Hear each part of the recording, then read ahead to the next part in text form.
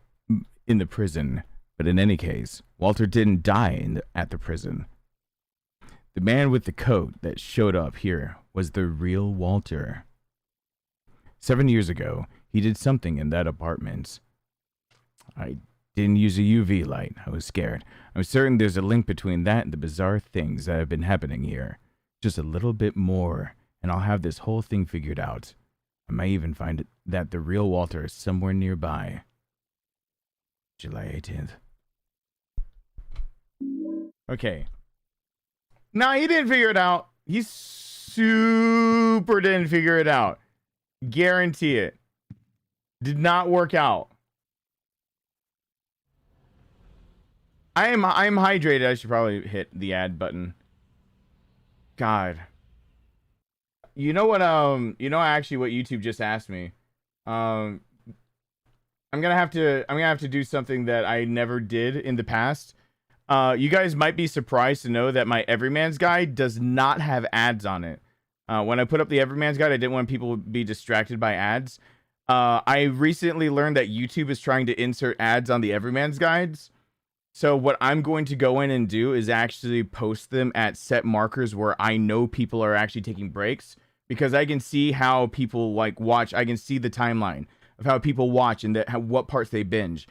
And I will put set markers in. If I manually put them in, YouTube doesn't override them. So I didn't put any in, and then YouTube did that. With that said, I have to remember at the end of the stream that I've actually got to like. Well, see, the thing is, all right, it can't all be about the ad money for every video, because it is. I mean, it's my career. But at the other side of it, the reason a lot of those guys are like so easy for a lot of people to say, like I get comments all the time, people saying like their ability to just scrub through, find what they wanted to, and like get what they wanted to out of it, like really felt nice to them, that they're so used to long videos having like a bajillion ads in it. And YouTube wants to put a bajillion ads in every single one of my videos. So I only put like an ad at the beginning and end. I only put like the like you started up my video, so an ad might play, and if you actually get to the end, an ad might play. That's all I put on there, because I didn't think the guides would do any good. Now people are commenting like, what the hell? Why are there ads? So I need to manually put a few in there, but I'm gonna put them in places like, I'll put them in places like where I'm about to describe something, like where I'm standing still, like right before like it gets through a section, so it feels more like you're transitioning. And then I'm gonna put chapters, so I'm gonna do both at the same time, so people feel like they're not cheated out. So I'm gonna put chapter markers in the guides finally, of like being in the RPD, G1 Birkin, like whatever, so people can just click on what part of the guide they want to go to. And then at the parts of the guide that I know they watch the most, like the getting into G1 Birkin, watching the fight, I'll put an ad there. But like getting through like a bland part, there won't be any ads. So people can basically still get what they need to out of the longer, more boring sections. But out of the sections where people wouldn't mind having to watch an ad because they're getting a boss fight under wraps, then that's the way I'm going to look at it. So I got to add chapter markers and then ads to it. And that's what I'm going to do and get around it. But I hate doing that. And I think if YouTube's going to do that going forward, that's what I'm going to do. I'm going to put chapter markers on all my videos and try to give generalized ideas of where I am in games. And I need to do that for old live streams, like when I'm ranting and like when I actually am playing game and blah, blah, blah, so people can skip by the rants and skip by everything else. And if I do that over time, one, I will spend probably hours per day for months on end on the couch, just trying to go through my old streams to say when there's gameplay and when I'm ranting. But the second thing is that hopefully people won't get like bogged down by ads, so they can just kind of skip to what they need. If they get an ad, fine, but then they get what they need, and then they don't feel like they got inundated with a bajillion ads. Because I let YouTube have reign on my ads, and oh boy, are people pissed off at me. The last few videos I released, I look back at what YouTube's automatic ads were. On a 30-minute video, they stuck 9 fucking ad spots in there that they don't all have to play, but I feel sorry for the person that gets all 9 of them. And people are like, he's just trying to get it for the money. I'm like, YouTube's trying to do it for the money. I'm trying to be nice because I figure, you know, just a few in really just natural places is better than just like you watch 2 minutes of a video and then you add another ad. That doesn't feel fair. Like I try to put myself in, like, if I'm the one watching YouTube type shoes, and that's how I'm trying to look at it. If I don't look at guides. If I were to look at somebody else's guide, the most I'd want to see is an ad. Like, if I knew, like, I can't get past this one part. If I open up the video, I totally think it's acceptable that I, like, open up the video, there's an ad playing, okay? Everyone accepts that if you don't have premium, that you might get an ad when you open any YouTube video ever on this platform. So that one's a given. And then after that, I'd feel like one more ad is acceptable. Like, I need to know how to fight, like, G2 Birkin. So I hit, like, the chapter marker for G2 Birkin.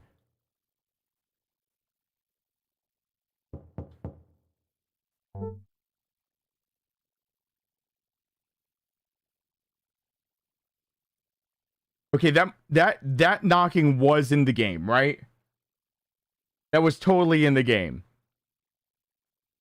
And then, like, if I give an explanation for, like, how to beat G2 Birkin and everything, I talk everything through it and then put an ad there, I think that's reasonable. So, like, 2. Like, I'm trying to max it out at 2 per trying to... Okay, that's in the game. Cool. So I'll try to max it out at 2. But, like, I'm going to have to go through a lot of different videos because I've heard that a lot of my older videos are, like, just decimated with ads. And I'm not a big enough channel to justify that. And second, I'm not going to be growing a channel very well with people that want to stick through and watch videos like The Last of Us. If I haven't even checked The Last of Us ad placement, but if, like, that's happening in The Last of Us playthrough, that'd be my worst fear. That's still The Last of Us and Hellblade and Life is Strange are, like, my crowning jewels of, like, I showed I can play games, maybe not the best, but I showed also that in the middle of playing a game, I can actually analyze on the spot, figure things out, put puzzle pieces together. Even my first playthrough ever in Soma, I tried to show that I was trying to wrap my head around things on the fly. So I usually am much smarter than the things that I say. Usually much smarter than the things that I say. God damn it. Daddy Botti, Daddy Botti, Daddy Why? Botti, Daddy Botti, Daddy Botti, Daddy Botti, Daddy Botti, Daddy Botti, and McKenna cheese up my Daddy Botti. Sorry but not really. God. Why'd you have to put and mac and cheese up my? Why? Is that necessary? Was there anything necessary about that last one? There wasn't anything necessary about that. It didn't have to happen. We could have avoided that. That never had to happen. That was a knocking at the door. That wasn't necessary. Wait, what? Wait, what?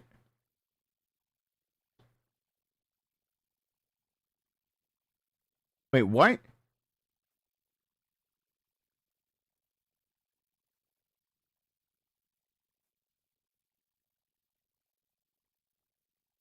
Mikhail, hello. Nanashi, hello there. What? Did I ever say hi properly, Arkley? What?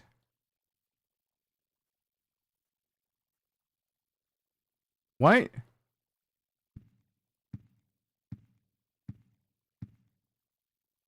What? Fuck you, rabbit.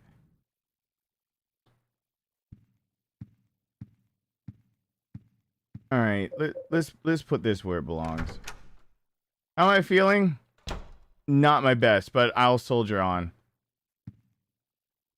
I'm doing the game that I tell no one to ever play because it's not fair to you, and it's not fair to what you go through.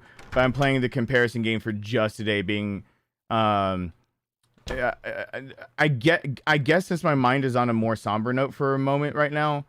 Well,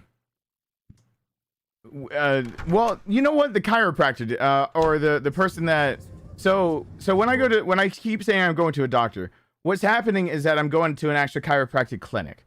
And a lot of the times, like, you have to really look up and do your research about going to chiropractic clinics. One, like, the US has really cracked down on the idea of being able to say you're a chiropractic clinic and not having somebody licensed to practice as a doctor. They can't say that they practice that. They can say they practice a lot of things, but their liability insurance they got to carry goes way the fuck up for not having a licensed doctor practicing. So like that's rule number one. Like go to an actual doctor, not just like a masseuse that knows how to kind of work things out. But second, your body doesn't accept adjustments very well. So your spine, even when they use those little things like that, it feels like it's impacting your spine. They are slowly trying to nudge it. So many times, there are two styles of chiropractic care, and I'm not talking about like Gonstead versus like drop tables and whatever. In chiropractic care, many times, two of the different styles are like immediate relief or long-term care. And I'm there for long-term care because I have degeneration in my spine. And like, if I'm not there long-term, they can fix something and then it'll just go back within weeks and then it doesn't matter. So I've known from past experience of going for chiropractic care. The only way it works for me is either I'm in the boat right now that if my neck gets any worse, it's surgery where they start fusing bits of my spine together, or it's that I'm in it for the long haul again and I have to be there. So like, you know, I'm in it more or less for the long haul of trying to, and it's 6 weeks intensive, and then it turns into like, I can't remember what the care plan is, but for 6 weeks, I'm there 3 times a week at least. And then on top of that, if you're there for the long haul or short haul, you don't, they'll, if you're there for the long haul and you're looking for corrective treatment that's really severe, they'll use more minor things to push things back into place, because your body accepts smaller adjustments better than larger. So it might not seem like they're doing much, but they're literally just trying to barely move stuff without damaging the nerve, so your body actually will readjust. If people are there basically to feel instant relief, they can cater to that, but basically you're just giving them money because you're going to be back. You'll feel better a few weeks later, you'll tweak it somehow. It'll be coming right back out unless you're doing like every stretch in the world that's ever good for you and blah, blah, blah. With that said, there's like a bajillion ways to warm up for like actually having your body, your spine accept an adjustment, because your spine doesn't like changing.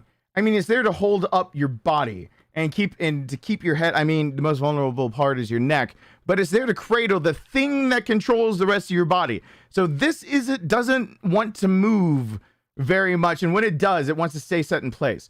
So usually there's heat, or there's, if you hear like about vibration or heat or blah, blah, blah, or anything massaging, all of those are used. For my case, if they use vibrating or anything like that, it's actually throwing it off.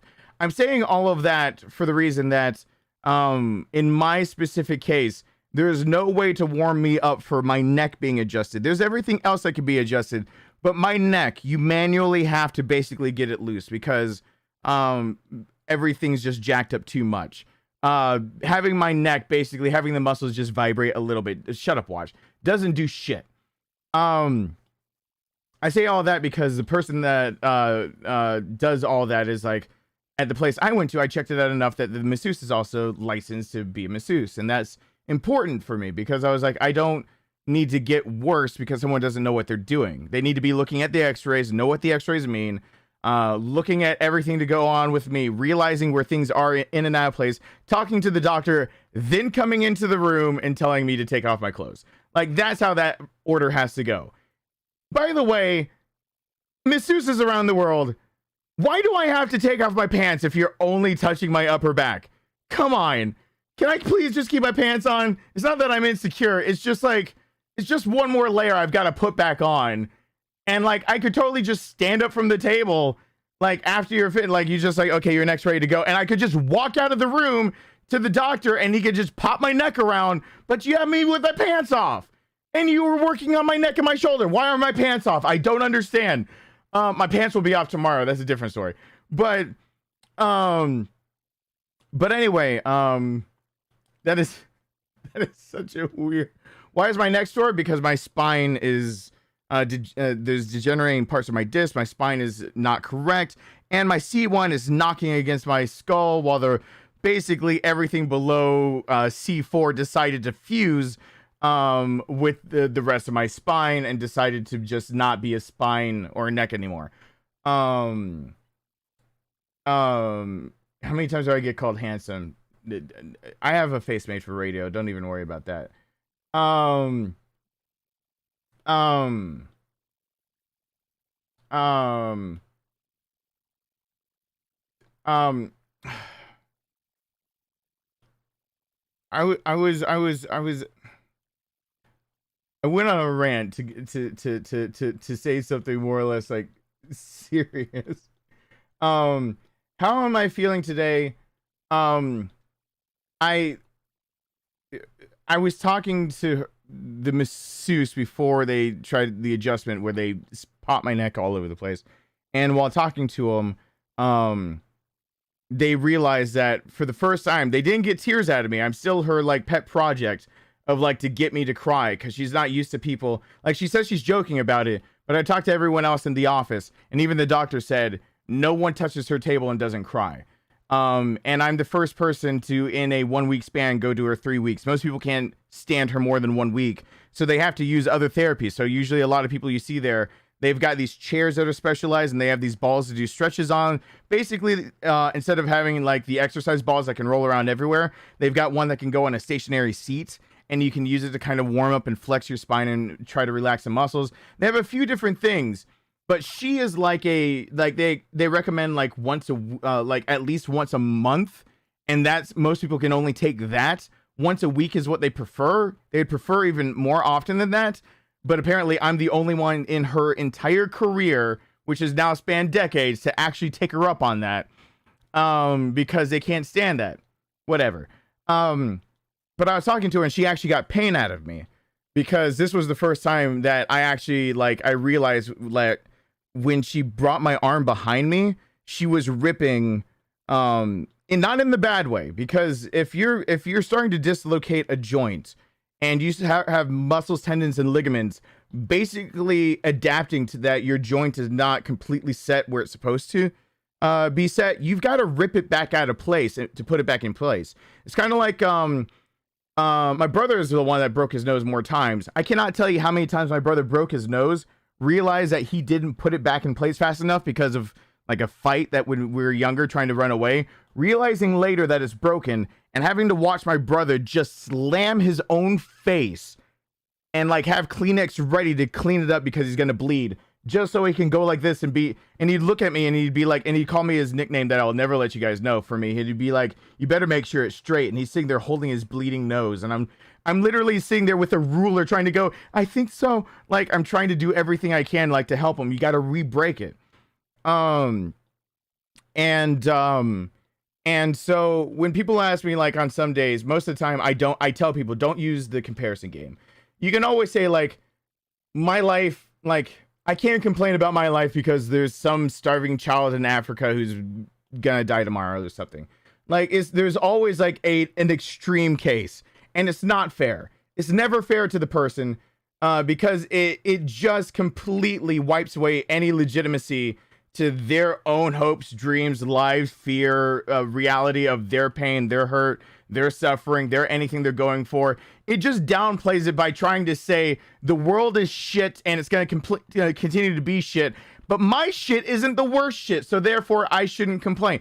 No, you're allowed to feel bad, because you aren't living that shit life. You're living your life.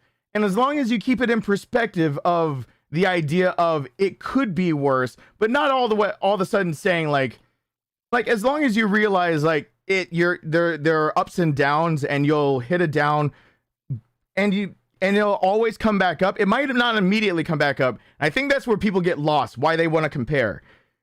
Like I said before, like a stream ago or 2 streams ago, a comparison game is a loss-loss situation. The person you're comparing to loses and you lose. Like, comparing 2 things is always a losing proposition. Somebody has to lose when you compare. So like when you compare yourself to like that starving African child, he has to lose. That's not fair to him. But when you compare it to yourself, of like your own life, of what you've been through, you'll see there are ups and downs. And people want to compare many times when they feel like they're going down and they're continuing to go down and they don't know when they'll go back up again. But it fluctuates. And like there is such thing as rock bottom. And then a lot of people don't realize there's such thing as lower than rock bottom. That's all to say, it is very rare you should ever actually compare yourself to another person, because you're just setting yourself up for failure.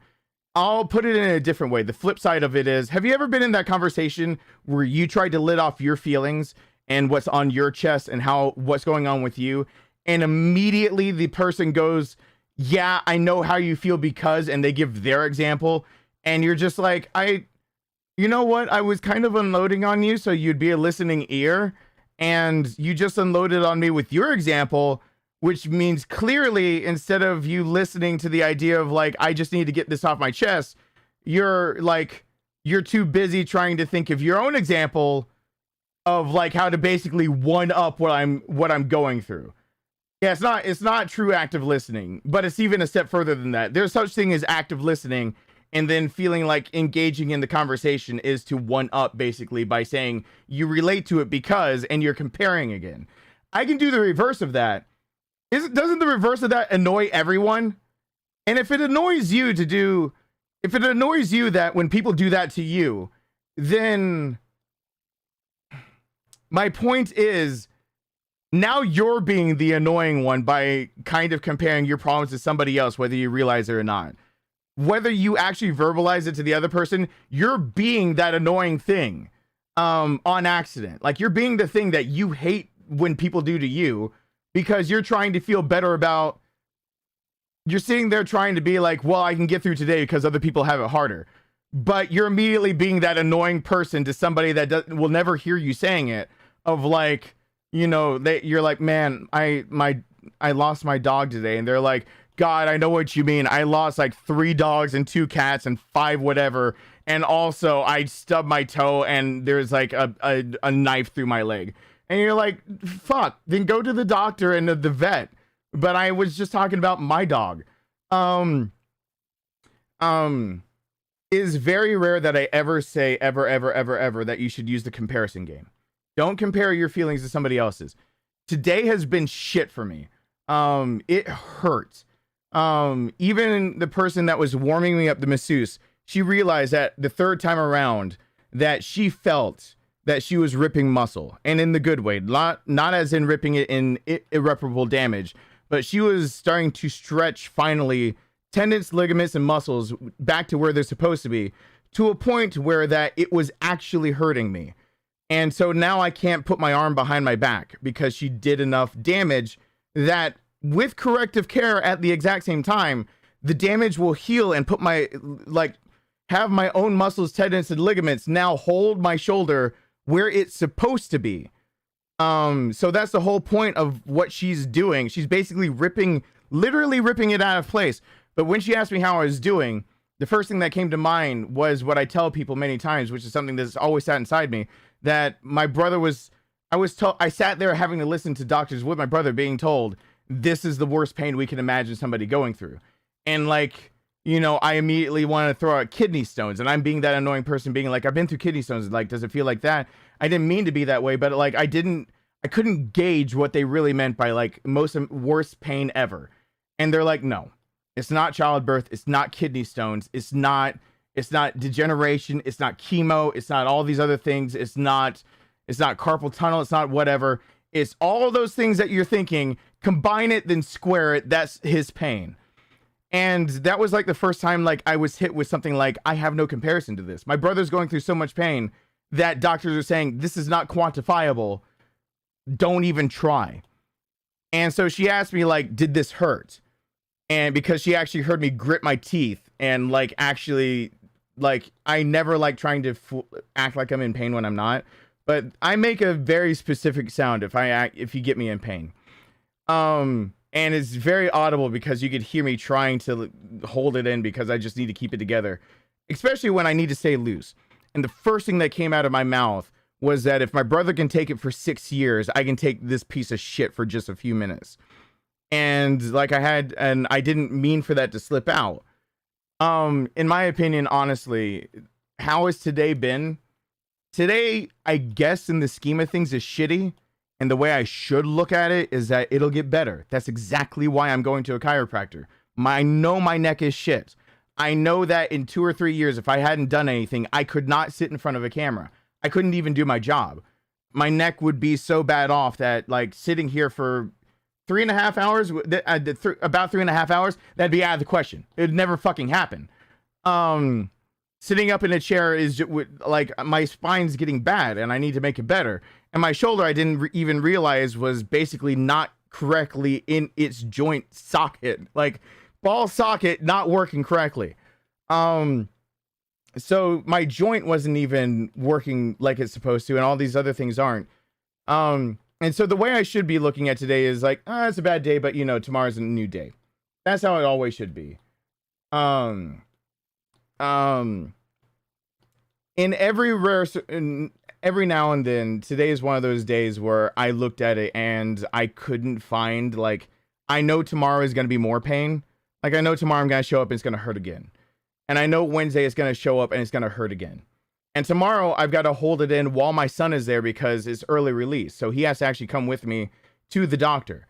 So he's going to be right there while they're hurting me. And I know it hurts him to see me hurting.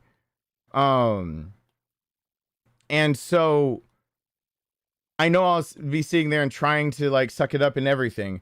And I'll just, but it's one of those times, it's one of those few times where I have my, I guess what I'm trying to say is never try to compare your pain to another person's. It sounds like I'm being hypocritical, but what I'm literally doing is instead of being like somebody else has it worse than me, so I have no right to complain, I look at it every now and then. You'll hear me say it as, I know somebody close that had it worse than me, and if they can do it, so can I. Do you see the difference? I kind of wanted to explain myself because I almost gave a really shallow answer. I almost gave a really shallow answer to something that means a lot to me because it breaks my heart when people compare their pain to other people's pain. I don't like that. It just devalues what you're going through. But in my head, every now and then, I kind of think of it as my brother and I were side by side. And it could be like your brother, it could be your parents, it could be a best friend, whatever it is. Every now and then that comparison can be an advantage. Instead of comparing it to that, it can be like, we've been through this before. They've been through this before. I've seen it happen. Like, it could be worse. It could be better. It could be a lot of things. But I know this right now, if it's been possible before, whether by me or somebody else, it's possible again, and I can get through it. And so I'm not trying to get through it by saying, like, you know, I'm not allowed to have a pity party because other people have it worse. I'm saying this fucking hurts, and it's a piece of shit, and so does my neck, and I now can't even put my arm behind my back without excruciating pain. And then as soon as it goes any further than this, I can't move it. I cannot move my arm behind my back. It's more or less my comparison game in my head is, if my brother could do that much pain, I bet I could get through this. And if tomorrow brings more pain, then maybe tomorrow's a worse day than today. But again, my brother did it. My brother and I were side by side for so long. I know I can get through tomorrow, whatever they do to me. And so, and the same with Wednesday. And even if it gets worse before it gets better, my scale of what I've seen of the worst of my life, I use it kind of as like I know how, like, if Nathan literally was going through the worst pain, then I know whatever's thrown at me, technically, if I just put my mind to it, I can get through it and I can make it to tomorrow. And I guess the whole thing I'm trying to say is that is the only time I've seen a healthy use of it. But I had to come to terms with why it was healthy with my therapist. Because I was like, because my own therapist pointed out and said, no, it's okay for you to do that. And I said, no, the comparison game is bad. Someone loses. And he said, you're not making your brother lose. You're making yourself win. And that's when it kind of clicked with me. Like, what is the difference? Don't compare yourself to somebody else because you're not allowed to have feelings. But comparing yourself to somebody else because you're saying, and if they can get through, if they can look forward to the next day, if they can move forward, then so can I. Instead of me putting them down, and so and then also putting myself down, is the idea of, I now have a metric of saying they got through it, so can I. And it's inspiration to keep going. And so my therapist basically was like, no, you can do that. You're not comparing to say your feelings aren't valid. you're comparing to say your feelings are very valid and you will fight through your feelings because you know there are others that have come before you that have fought those or even harder, and you can do it too. And so, yes, it is the difference between allowing yourself to have a pity party because, well, I'm going through a bunch of bullshit, but a lot of people go through bullshit, and I have no right to complain because their bullshit's probably harder than mine. It's the difference between that and saying, I'm going through a lot of bullshit, and this fucking hurts, and I'm gonna bitch about it, but I'm gonna get through it because other people have gone through worse pain than this, and if they could take it, I can take it too. So, you see? So, a little tiny question went way off the rails, and I know, but it's because that's a big pet peeve of mine.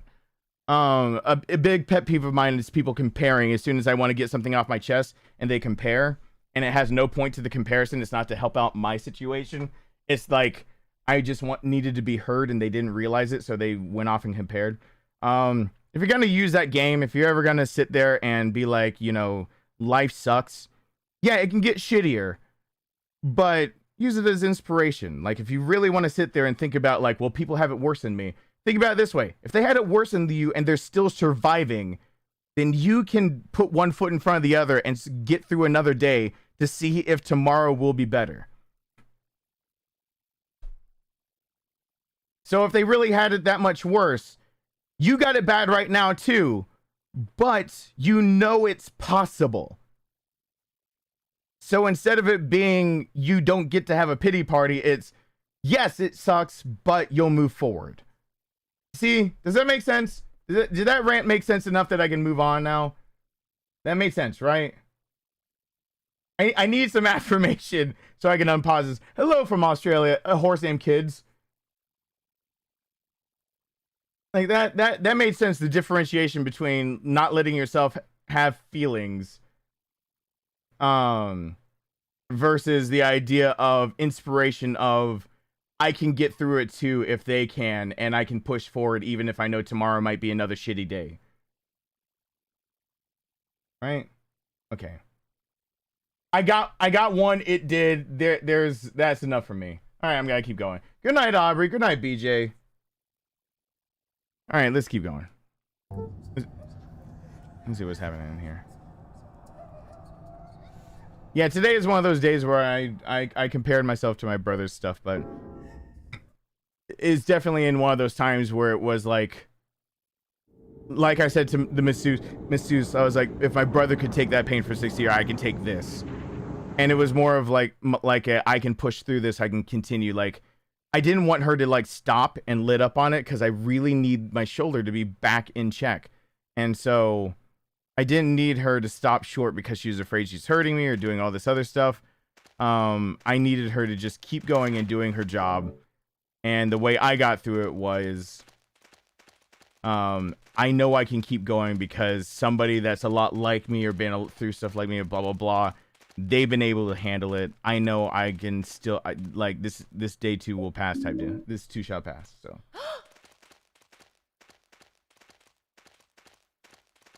It's not all about pity because I've about all kinds of abuse and I'm still here.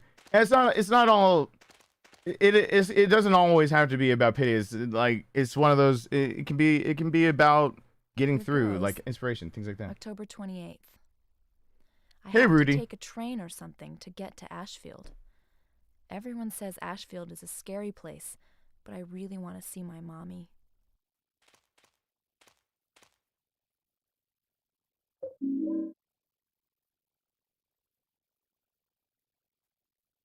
Why do I need to know its diameter?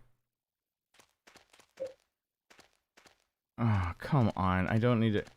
Is she starting to already look beat up? Crap. Alright, hold on. Enter the hole. Ugh, I don't need candles, and I'm just gonna start getting too much. Okay, I think I know what I need to do from here.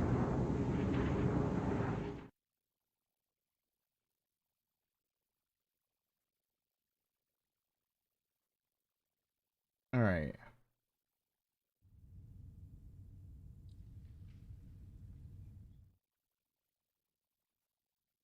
Am I inspired by my brother? Yeah. I've said many times that I wish he were the one, like, if I trading places, that this world really needed him more than they needed me. I guess people sometimes misconstrue it in a lot of different ways.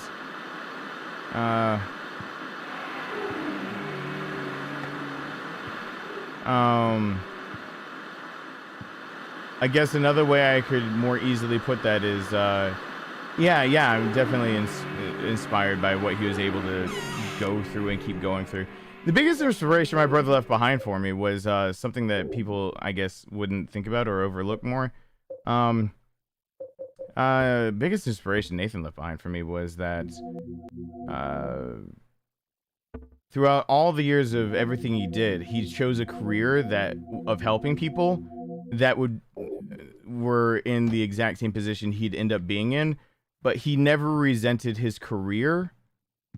He had a bit of resentment for people forgetting that he existed, but he never resented the idea that he helped other people and people didn't help him. And also that he could actually, like, the doctors from the beginning said that the reason Nathan was on pain medicine was to keep him out of shock. That it's enough pain that if triggered by light or a jolt or something else, that my brother's body could be sent into shock and it could be very, very bad. And so, you know, shock is no joke. Shock can kill you. When my brother first told me, like, one of the reasons he was like, I fight it and I hold on because, at first it was like for our parents, because they can't handle bearing a child yet. They can never handle it, and then he said, so that your son, like, he's like, so Rowan remembers who I am. Yeah, because he had every reason to give up, and I mean, not mentally sticking with it, his body sure as hell would have shut down on him years earlier than that. So, yeah, and plus on top of that, before any of that, remember, like, my nickname wasn't Superman. That was my brother's, and he earned it. He literally saved many, many people's lives. And that's a weird thing to remember. Weird thing to remember, but, like, he saved many, many, many lives. Here goes. October 21st. Sunday is the day I leave the round cell to read the book. I read very well today. If I can do a good job reading the 21 sacraments for the descent of the Holy Mother, I can meet my mother. The important lady told me that, but tomorrow I'm going to the round cell again. Ooh, this game. Do you pass on that? You send. My biggest thing though was that. Oh, come on. How do I light this thing? Use it? Can I stick it in the fire? Wait. Hold on. The tip can be lit on fire to light up dark areas. Soak the torch in oil to make it last even longer. Okay, cool. I didn't mean to hit you. I'm sorry. What? How do I? Oh my god, you just have to click on it. Oh no, the biggest inspiration for him was how he got his nickname for Superman. I didn't reveal it for a long time, but I don't have my necklace on. My nickname is not Superman. Mine was Steel. John Henry Irons, who made the suit of steel. Ironically, my brother gave me a nickname because I didn't have one. And there was this thing going on with his group, and then everyone was supposed to, and I refused to let the nickname he called me be put on there. And so he's like, you're Steel. Why not? It's like, what? And the story of Steel is, he's called Steel because he looks like a man made of steel. John Henry Irons was saved by Superman. Then after Superman died, is in comics the one that believed that the world could not handle, not like the gap that Superman leaves behind when he dies to Doomsday. So he makes a suit to try to have at least some of the, to try to fill the gap that Superman left behind. It is very ironic, would suggest there's humor to it. I don't know if there's too much humor to it, but I guess there's some irony in it. That my brother gave me the nickname Steel and meant like the Man of Steel, as in John Henry Irons. And Steel literally came about because Superman died. And he was trying to fill the gap. And that's what I feel like I've been doing for a long, long time. I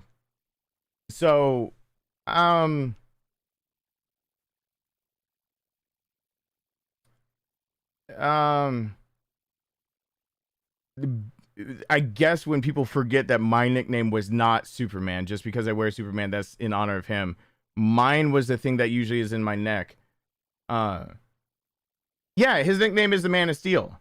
John Henry Irons, when he put on his steel suit, looked like a man of steel. And that's how he got his name Steel. It'd be tragic irony, yeah. Yeah, that's how Steel gets his nickname in the comic books. John Henry Irons putting on the suit literally is head to toe in steel. So like when I wear my necklace, you notice that it is literally just stainless steel with no coloring to it. So anyway, no, when I look up to him more, it's more like the times like, so there's a concert and the mosh pit turned into like a trample that like people were injured, had to be taken to the hospital, blah, blah, blah. I don't remember if that's the one there is that someone died, but there was one that someone died because it got way out of hand. But in one very special occasion, other times he had like, so I've talked about times where like someone was going to like deck one of his friends because I don't remember why, but like he pushed his friend out of the way and like even Jonathan, even at his eulogy was like, his nickname was Lois Lane because he always seemed to be being saved by Nathan. There was another time where he and somebody else were going to be trampled and Nathan still having a wrestler's body, and all the muscle that comes with trying to have a lot of lean muscle, basically posed as like a tabletop over them. So that maybe while people were like basically trampling them on accident and stepping on their head, instead that they would step on him and his back and using his own body as a shield to save them. He's got so many stories of where like listening to the entirety of his eulogy, people stepping up over and over to say like, I wouldn't be here without him. I wouldn't be here without him. I wouldn't be here without him. I've got plenty of my own stories of I wouldn't be here without him. I'd be dead at least 3 times over without him. One of the times, like literally I'd just be dead on a sidewalk. Like I would just be something that you hear about, like some teen's dead and no one gives a shit because I'm half black. And that was like, I'm serious, back 20 years ago, plus years ago, like that would have been like a story that would have just been on a sideline because they would have looked into my past and realized that I had a rough childhood and then just been like, well, whatever. It's just, it is what it is and they don't care.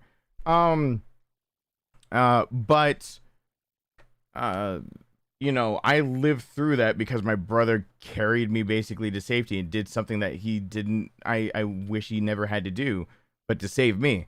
A lot of it comes from the idea of, Nathan was able to just jump into it without thinking twice, without, not necessarily without thinking for his own safety, but like, he could analyze the situation very quickly and realize without his intervention between not intervention, and he was really good at it.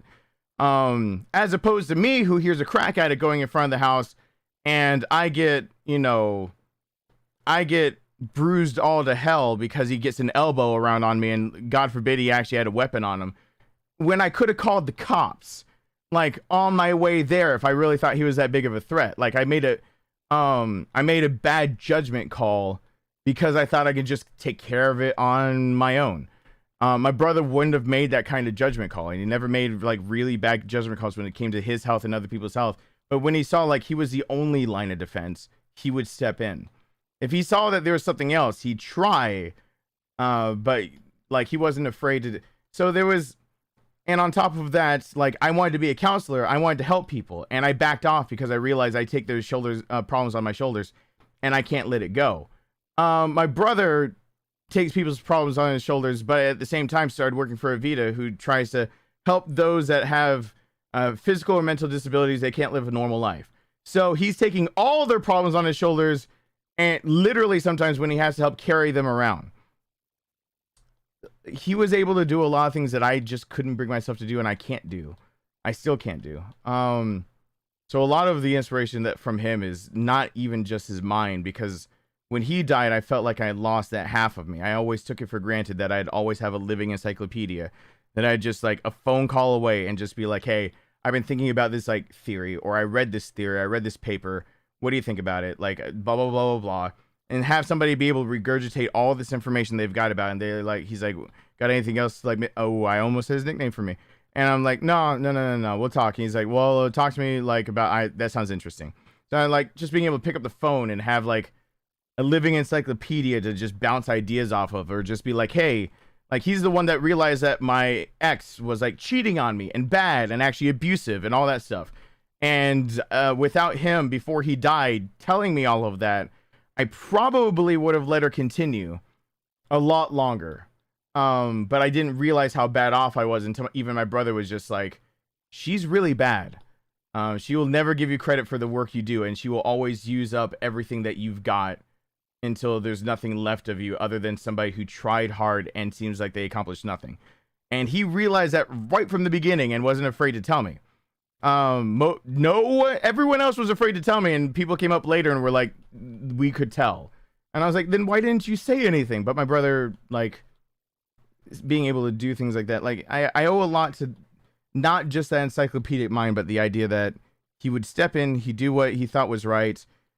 And it wasn't just his own moral compass, but it was the idea of when I have to chalk up how many lives I might have affected and saved, I also have to have another tally on the other side of how many lives did I take. It's nice and inspirational to hear that at a eulogy, no one had that other tally for him. It's just me remembering what he did for me to save my life. And everyone else has these stories of just like, and I thought I'd be gone, and he was there. And I thought I'd be gone, and he was there. I thought I'd be gone. He just acted so fast so many times. And it sounds like I'm just like putting him on a pedestal and exaggerating. I can put up the whole damn eulogy of my brothers if need be, because I don't have to defend.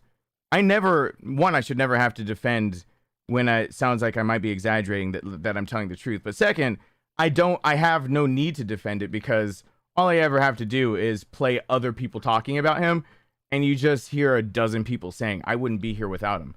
And those are just the people that could come to the memorial. Got to think about all the people that just in his life passed by, and he physically saved their lives.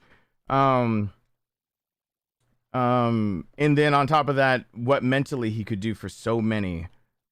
And then he like gave his life to try helping other people and blah, blah, blah. And like, I know that his biggest wish was that instead of dying the way he did, he wished that he could actually save somebody one last time. And a lot of people take it as a heroic act, and I called him out on that. I'll be honest, I actually called him out on that shit. I told him that it was bullshit, that like he talked about like one day, like he wishes that he could die, like, you know, seeing one more time that there is danger, like being the one to like push a kid. Like his example was the idea of like, you know, the whole idea of like pushing a kid out of the way of a car, but you're the one that gets hit. And I was like, that's bullshit. That's a way out. You're looking for glorified suicide. And I called him, and I called him out on I called him out on his bullshit. I said it was glorified suicide.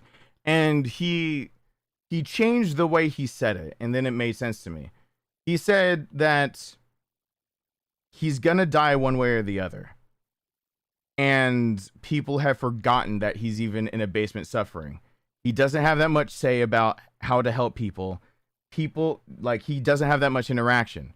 The least he could do is that his death be beneficial instead of detrimental to everyone. He told me that the day he dies,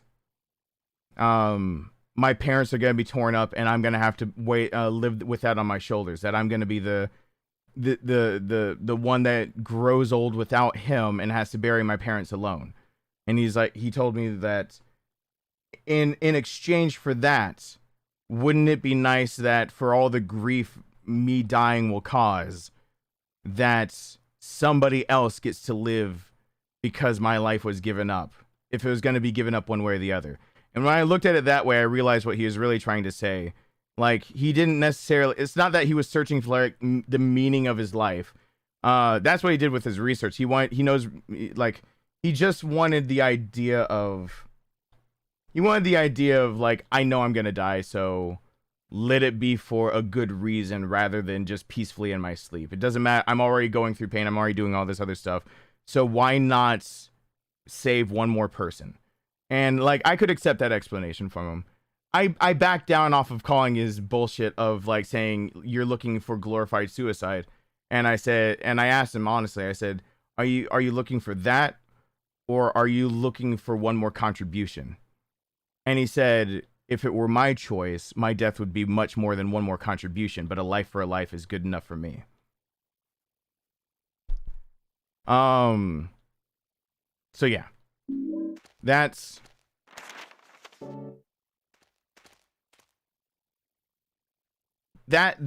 those kind of things that I end up looking up more to, because that kind of thinking is hard to come by, and it's rare to find, and it's rare to see anyone actually stick by it, because people give up way too fast. So, oh my God, Eileen. See, it's times like this where I need to put markers in live streams of being like, skip ahead if you don't want to hear a random sad story. If you want to just see gameplay, just move to the next part of gameplay. If this torch goes out before I find a well, I swear to Jeebus. Wait, where are the wells? Oh, well. Shit! Are you kidding? Eileen? Wait. Hold on. Damn it, Eileen. I can come back to get her.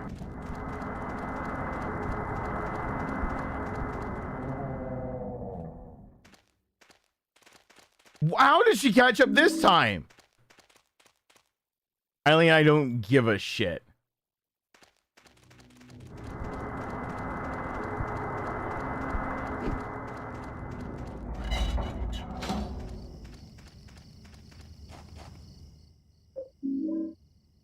Doll's right leg.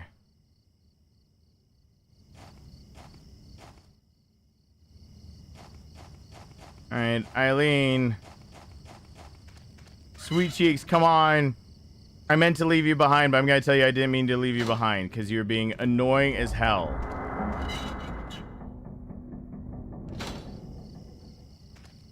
No, I have no idea how to pass on the legacy of my brother. No.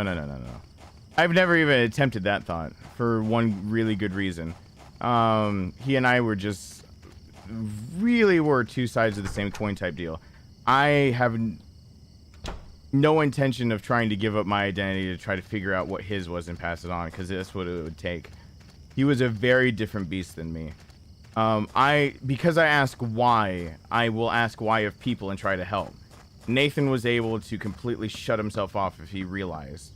Like, there's a lot of things that he could accomplish I couldn't because of the way he's built. I can't. So, I mean, I know it sounds weird, but I'm not trying to just shoot it down for no reason. I've thought about that many times about, like, what I'm going to do. Like, that's why there's the American Brain Tumor Association in the description below to donate to that if you want to help out other people that are in his position. Oh my God, oh my God, Eileen! I gave her a fucking chance. Why didn't she follow me the second time?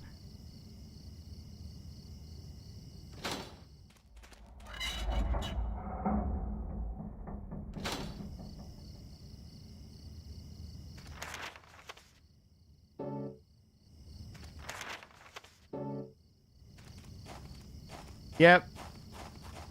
Comparisons, no one wins, so I'm not comparing myself to him because I'm not. Oh my God, is she really that bad off? I'm pretty pretty sure that somewhere in these woods. I'm not trying to be him in the least bit, necessarily. Because I'll continue how being me, I guess. Good night, Arclay. Is she with me? Cool.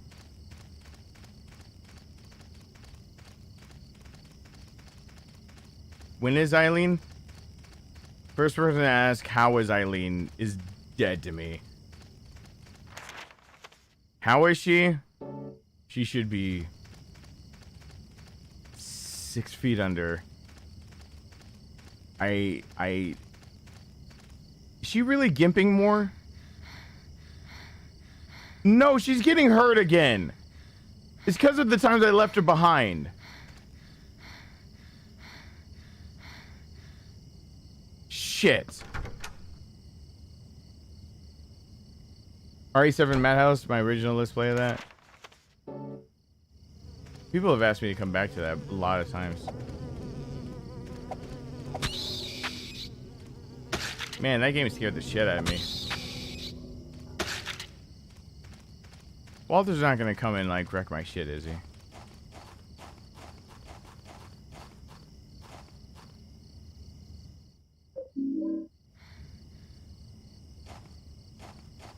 If I have the same problem with Eileen being so badly hurt that she basically walks to her death at the end at rapid speeds, I will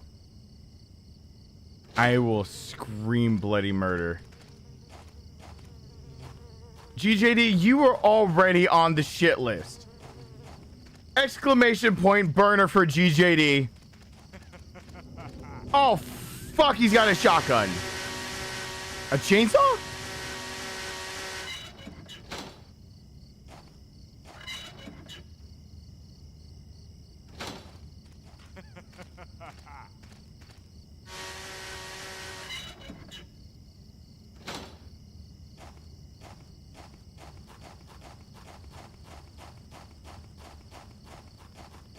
What the hell, man?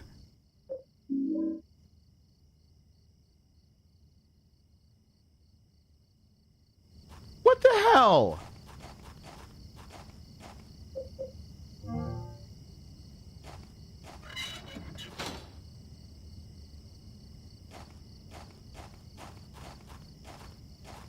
On it, it was made for me. I'm not gonna say you're completely wrong. I don't want to make a liar out of myself on that.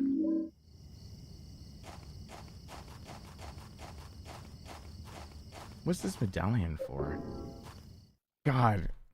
Why does she have to keep her cattle prod in my inventory? Oh, it's 1 a.m. and I have to be up with my son for school. Oh shit. I rambled way too long. Oh shit, I gotta wrap it up soon. Oh, thank you, Rudy. And when people who deep throat have nightmares, they dream about this. I should get What rid of is that. one of your favorite scary movies? Thank you, Rudy. Everyone hashtag Rudy. I appreciate that. One of my favorite. I do not enjoy all the sounds coming from my living room. Oh God.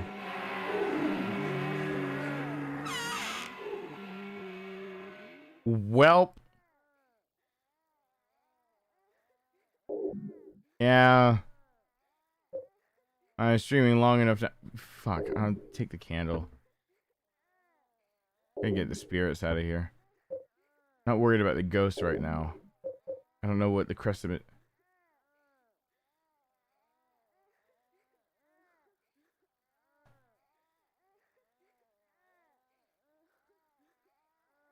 I feel like this is something I don't have to carry immediately on me. But I'm not sure.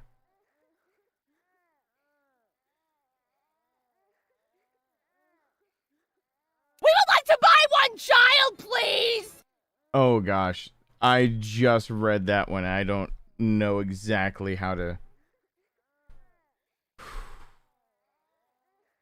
Given what you said about your son, why you believe Nathan would have helped the world as a whole, do you believe it would actually help your son as much as you being here? That is something I have fought with for a long time. I will not say who that is. I know why you went anonymous. You do not know how much I fought with that. My objectives for raising Rowan are to provide, protect, raise, and be better than me. I think very few people understand in my definition of raise and be better than me that he does not grow up to be anything like me. I'd rather him grow up to be like my brother. I fought with that for a long time because, yes, my brother was able to see a lot of the things going on with my son from a different perspective really fucking fast. And while I was there to be able to be I was being a dad. I was nurturing and doing everything I could. It just took a glance from him to know that, like, you know, there are some things that are, like, going to come up because he's fitting some things, he's fitting not fitting others. Nathan called very early on that dates would and numbers would be a big thing for me because of developmental, how much time he had poured into developmental psychology. I have fought with that answer for a long time because I don't have a good one for that. In many, many ways, I absolutely 100% believe that it would have been much better for Nathan to be here to be with my son. And in other ways, it's been...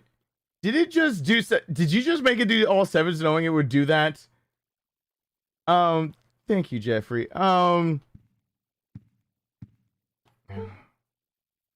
God, I might have to save it after thinking about that one.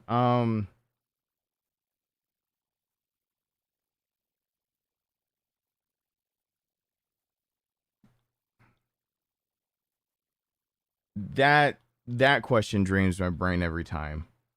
All right, I just felt like I just felt a wave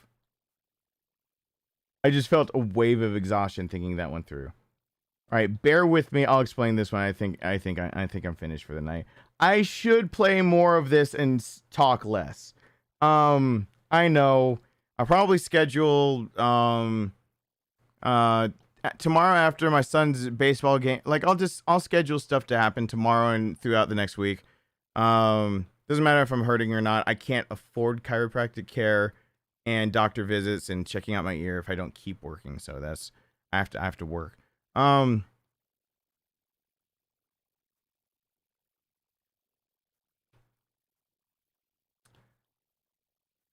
You want the I can give an honest truth to that one. I can give a severely honest truth to that one. And I even know where it is. So this is the best I could possibly do for that question. I'm gonna play that in a second, Jeffrey. I'm cleaning up everything that's over here. Like I'm cleaning up the game counters. I'm cleaning up like what is presentable so we can just grab a game off the shelf. I'm cleaning it up so that we can grab like old school games so that the PS5 actually has all PS4 games on it.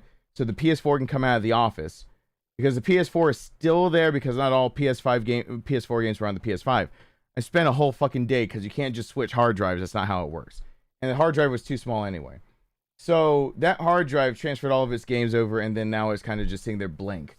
It forces you to do that on the PS4. So I've got all that.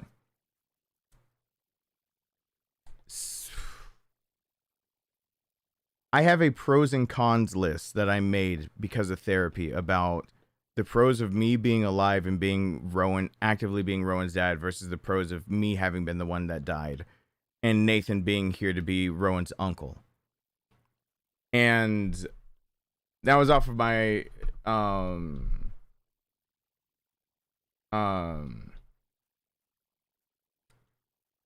anonymous from, yeah, I'm not going to say who you are.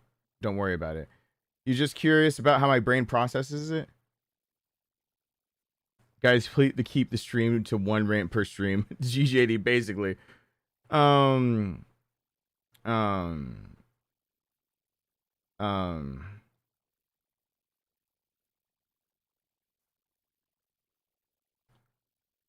brain never has fully processed it. I made a pros and cons list, and I've never is playing the what if game. The what if game is a horrible thing to play. Like what if I won the lottery? Everyone thinks that something like that, but in the back of your head, like the odds of you winning it, you're gonna go back to work. Like you're not gonna stop working because you're like, tomorrow I'm gonna win the lottery, so I'm gonna quit my job. Like no one's that dumb. The what if game is all right if it's a hypothetical that's just never gonna happen. But the what if game gets really dangerous when either it hits like an emotional nerve of the past that you can't change, or if it hits something that you can, but you should know better. The what ifs of like basically wearing blinders, and so that you play this what if game of what would happen or how it would happen or why it would happen, and then you forget reality outside of that that's still going on because you're so hyper focused on this one particular what if.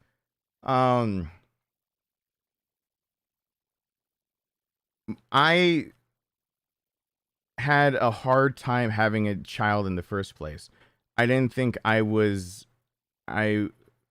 didn't think it was right for somebody who has my past to be able to create life. And I had to come to terms with that in the first place. And then Nathan only let me know that he was dying after Mel was pregnant. Like he was dying and he would die within 5 years. So like he told me, if you put all the math together of like when my brother died, how old my son must have been. So my brother died April 23rd, 2016. My son was born February 18th, 2013. So my son was just over 3 years old. I said my brother told me he had 5 years maximum. He died at 3.5. So yes, my ex was pregnant when my brother told me that he, like, the truth about doctors and everything. Like, my ex was pregnant when he finally revealed, like, he was telling me over and over, like, his life is a little shorter than it seems and blah, blah, blah. And then finally just came out and said, like, no, he won't even make it 5 years. Like, I thought I had more time to try to help him. And so it's hard because from the get-go, one of the ways I justified being able to be a dad was that my brother would be there.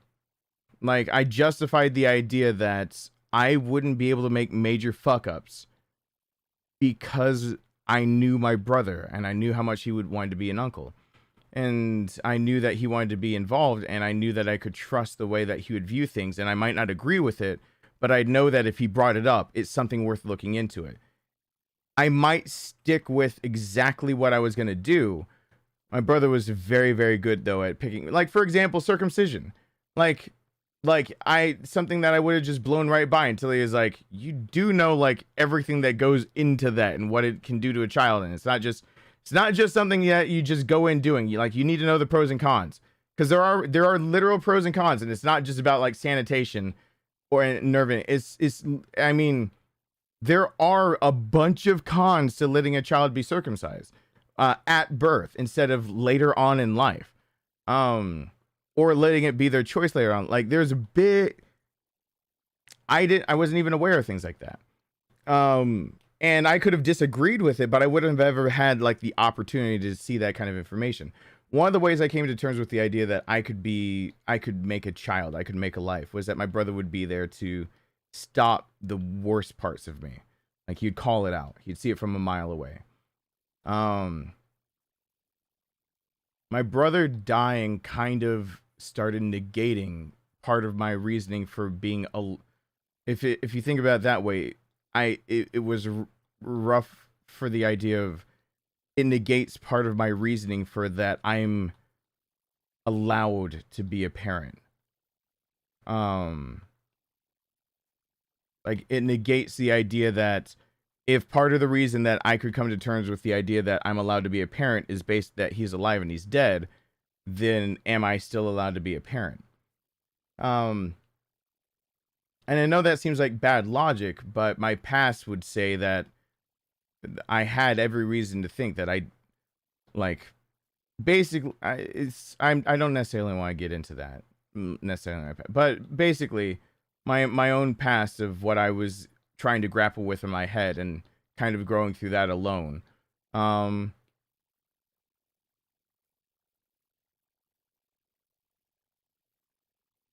I've written a pros and cons list on it more than once, and every single time it comes down to basically this. That list almost always is, if my brother could be here and have as much access to my son as I do, it would be better. Like, my brain, like, it always comes down to, it would be better if I were the one that ended up getting the tumor, not him. Because both of us got tumors randomly thrown in our bodies. Mine just hit places that don't matter. So when they finally found where I lit up, like, random benign tumor on liver, cool. Not even near glands that matter at all. It's not affecting them at all. So, and in fact, you know, technically, liver transplant or just cut it off. Your liver grows back, and there's a chance it wouldn't necessarily grow that those tumors back. So, and I never abuse my liver, and I don't really drink. So, so where the tumors hit my body don't even matter. The tumors just happened to hit in a place that ended up killing him. So it was basically a roll of the dice. 2 different children genetically for some reason. And then I thought about the idea, like, did I accidentally do that to Rowan? Well, one day I find out, like, he's got a tumor randomly thrown in his body because genetically somehow we throw off tumors and blah, blah, blah. That's all. My brain has never fully processed that one. I felt like when he died, I lost my entire argument for why I was allowed. My argument had 3 different points to it. I'm not going into the other 2, but the third one was based on he would be here. So it always comes down to the idea of, if he had equal access to my son, I would rather my son have my brother here for him than me. I believe my brother could do a better job than I could. The kicker is, in that list, that is a big what if that would never happen. My ex would never, ever allow my brother to be around my son as much as I'm legally allowed to be around my son. So basically, you're asking a question by saying, like, you said your son, well, you believe Nathan living would have helped the world as a whole. Do you believe it would actually help your son as much as me being here? Yes, if my ex would allow it. My son already had to deal with the death at a young age, and his father would have been devastating. My brother was also devastating. My son remembers him and talks about him a lot. My son tried to make the argument with me at age 4 about how suicide is okay because when you're in that box in ashes, you're not feeling pain. And while he was alive, it was really painful to think the things he thought. Yeah, my 4, almost 5-year-old was, as from that age forward, been trying to give me logical reasons why not living anymore is the better of the 2 options.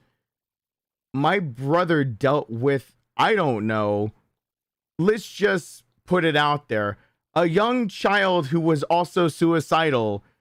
Oh, wait, that was his younger brother. Oh, and who is the one that actually helped his younger brother creatively and kept him tethered here by the actions that he did and the lies he told me to keep me studying, moving forward, and believing that I actually had a place. On top of that, like, making sure that my mind was catered to even when my parents didn't realize what was going on. That was my brother. From a young age, it wasn't just protective. He was actually doing the things that they teach in literature and textbooks when you go into parenting classes, into, like, developmental psychology. He was doing all of that for me intuitively before he was even double digits old.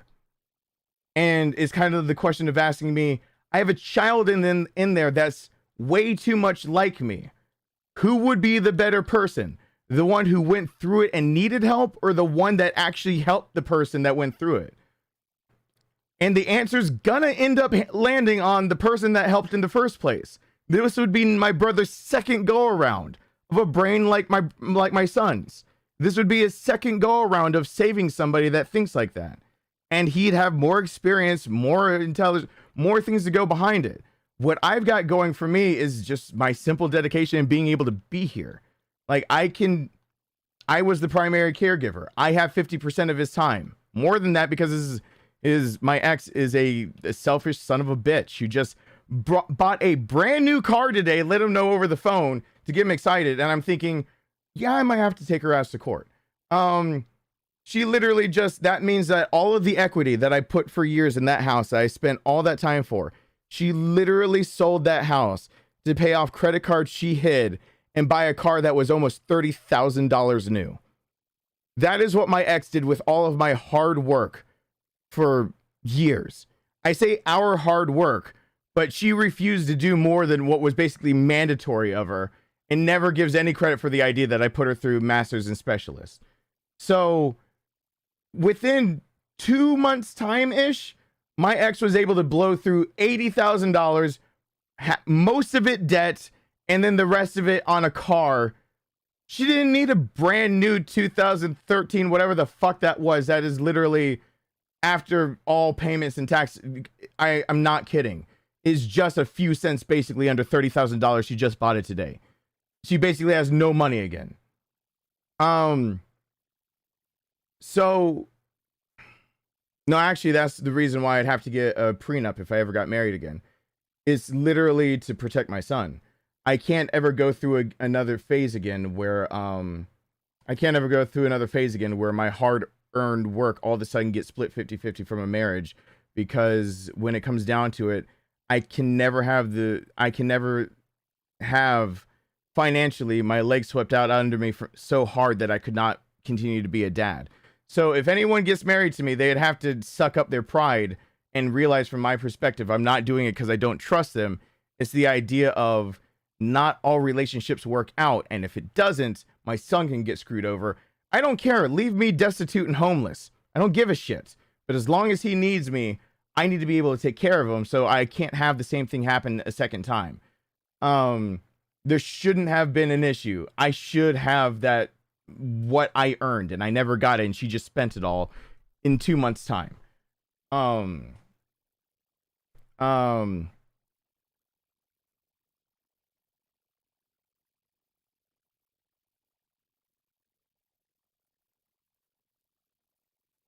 I've never been able to complete that list and figure out an answer to that. I don't have an answer for you. How do I wrap my head around that? The idea that my brother would be better for this world, but I have a son?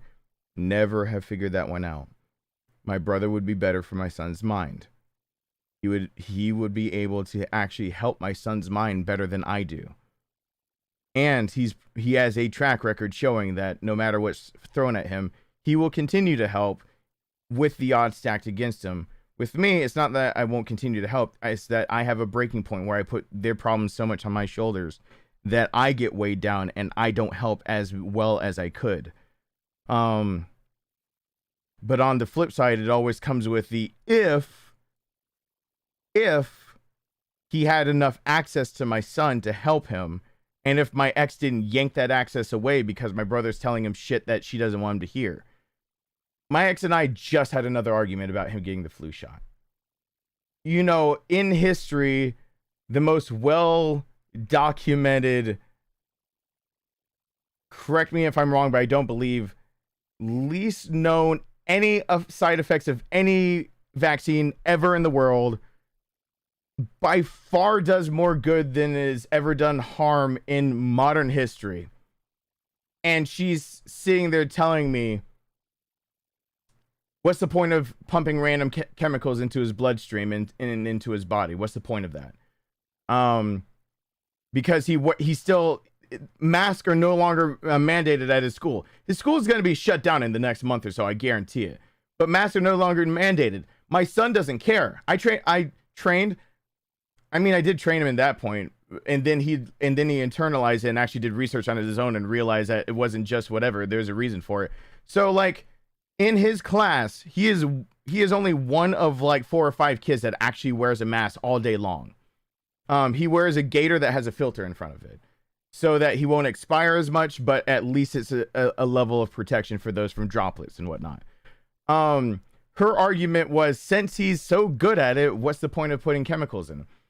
Over a vaccine that is so well tested, the only reason to never get the flu vaccine is to have a known allergy for something in the flu vaccine. That is it. Full stop, end of the sentence. we don't have any other evidence about why this, unless you have like that. Unless you have like evidence of like, I have this medical condition, this vaccine has this in it that would exacerbate it or actually make it more detrimental, therefore I can't get the vaccine. The flu vaccine is basically, you literally take more risk taking a multivitamin and not realizing that you're accidentally possibly overdosing yourself on vitamin A than you do with the flu vaccine. I'm not lying. If you take a multivitamin, if you take Zyrtec every morning for your allergies, if you do all those things, you are actually taking more risks than the fucking flu vaccine. Like, and she's arguing with me about that. And I'm now having to go through a new argument with her again this year because last year she got pissed off at me. I just got it for him. I'm head of healthcare. Now she's arguing with me about it. I say that to say, if my brother were the one to say that she's a fucking idiot, because he would have just called her an idiot and said, read this literature, she would have never read that literature and she would have yanked the ability for Nathan to be around Rowan at all. So it is something I have never, ever, ever, ever solved in my head because my position as being dad means I get to be close to my son and at least make sure that even if I believe I'm the inferior of the two of us to be there for my son's brain, I can at least guarantee I'm there for him. I can at least guarantee something will happen. If my brother were here, there's no guarantee that my ex tries to pull that shit and she just doesn't yank access of Rowan away from his uncle. So my brother's still the better brain for my son, in my opinion. When I say to raise him to be better than me, my biggest goal is that when he grows up, he is nothing like me. Hear me out. I very literally mean nothing like me. I mean that he disagrees with how I do things because he sees the ways it could be done better. He disagrees with the way I feel about things because either is overblown or that he sees different. Like, I do not want my son to be like me. At any cost, I do not want him to be like me. Because you guys see one side of me, and I try to give you guys all sides. I don't like necessarily talking about the parts of me that are very bad, that are the parts of my past where I realize like what I can be. I know what I can be made of. I know what I can do. I know what I am capable of. I know my own morality, and then when I've had to shed it and then like redon it like it's something that you can just take off and put back on. I know that when I'm up against adversity, sometimes I'll put, like, I mean, my brother's the best example. I was willing to go to lengths to anything to save his life. And then when I realized he could refuse treatment, I realized, hey, this shit's illegal. And me turning myself into the police got me in trouble when I hadn't actually done anything wrong yet.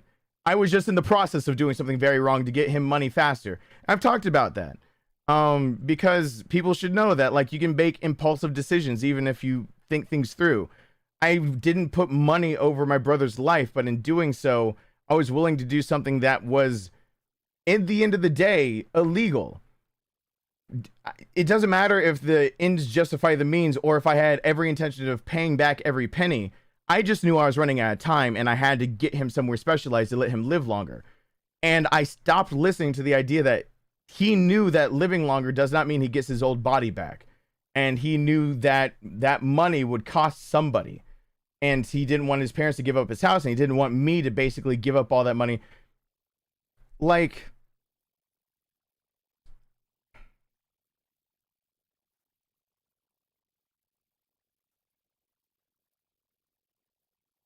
there's, oh yeah, Fire. The first thing I wanted to say to her is like, oh, it's cool. So you're going to stop taking birth control, right? Yeah, her birth control has a bajillion more side effects, and then she goes off and she uses I'm not gonna actually name the other thing because birth control is too common, but there's something else that she has, and I'm like, oh, and that too. And then she gives him she's like, I gave him Dimetap cough and cold, and I was like, that has more side effects than the flu shot.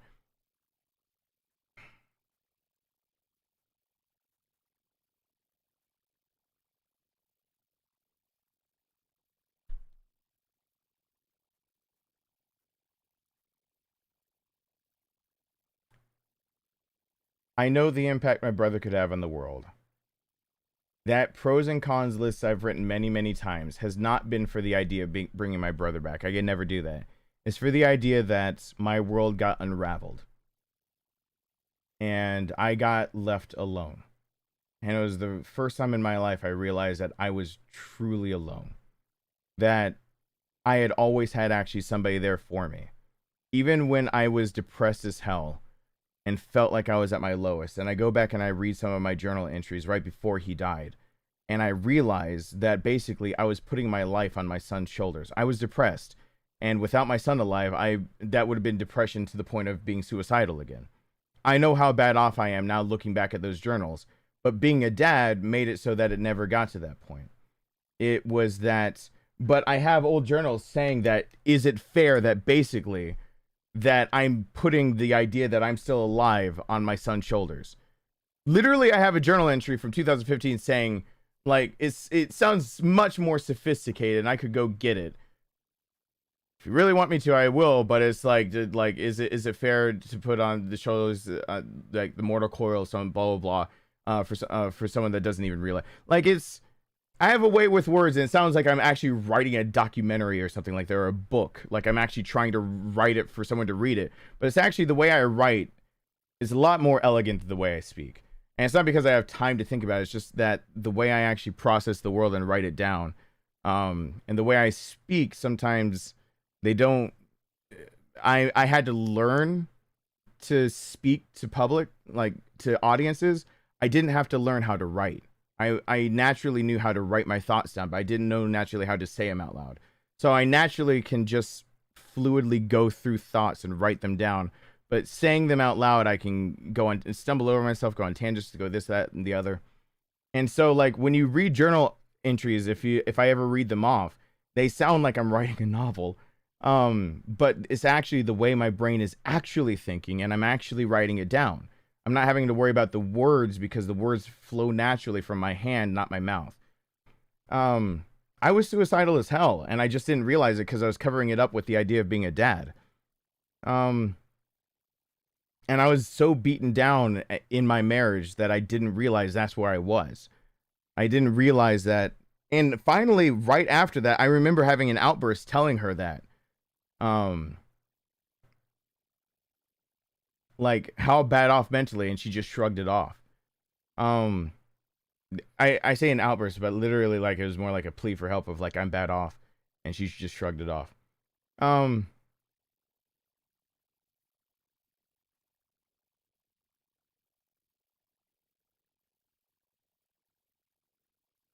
It's not about changing the past or anything like that. It's coming to grips with the idea that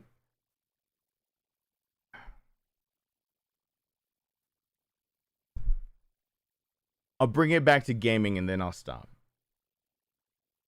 It's coming to grips with the idea that the only reason I entertained that thought experiment. Any of you guys here for Nier Automata, when it was those two robots when you switched to playing as 9S? When the one robot's telling to the other one, big brother, get up, and then you have to use the bucket to go hop and try to get oil. If I fill him with oil, maybe he'll get up. Anyone remember that scene?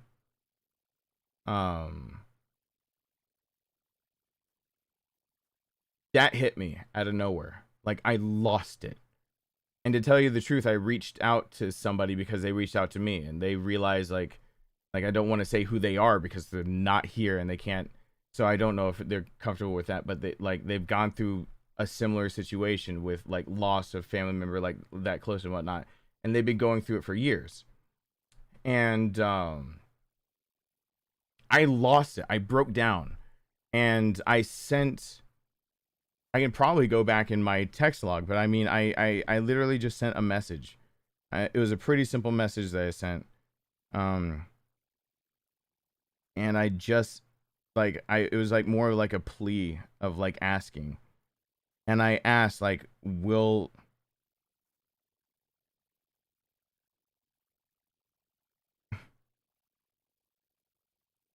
I forget how, every now and then,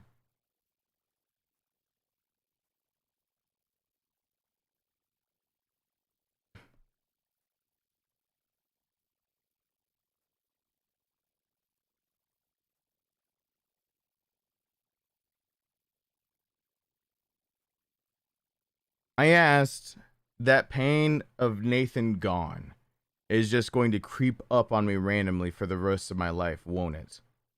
I wrote that the stream was February 17th. That's when it happened. February 17th of this year.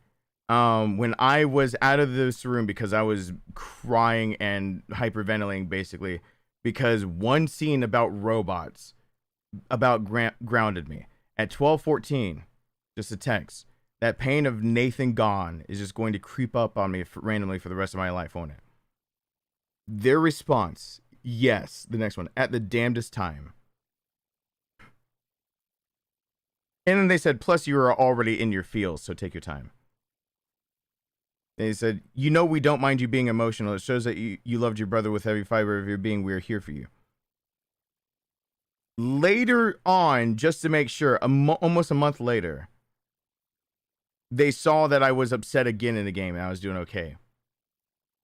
I'm not expecting a response back. I'm glad to see you crying. It's an amazing stress reliever. You need to know that you are never alone. Even when it truly feels that way, you are surrounded by people who love you.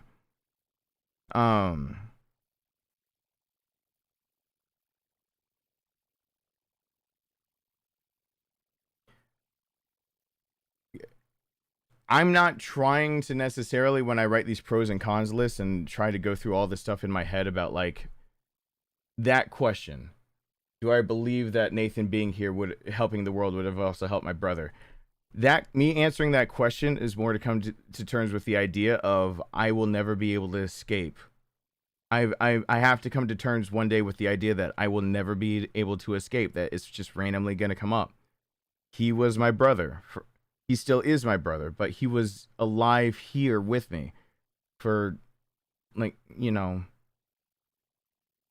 So if I live anywhere close to the average expected adult life, about a third of my, just under a third of my life, he was here for all of me growing up, for all the changes that happened of me growing in puberty, blah, blah, blah, all the constants, having pets, having parents change, being adopted, going to college, for all those things, my actual constant was my brother. And I can't just shake that off, and it'll randomly crop up. And, you know, February was almost 5 years that he had been gone. And a damn scene about two robots.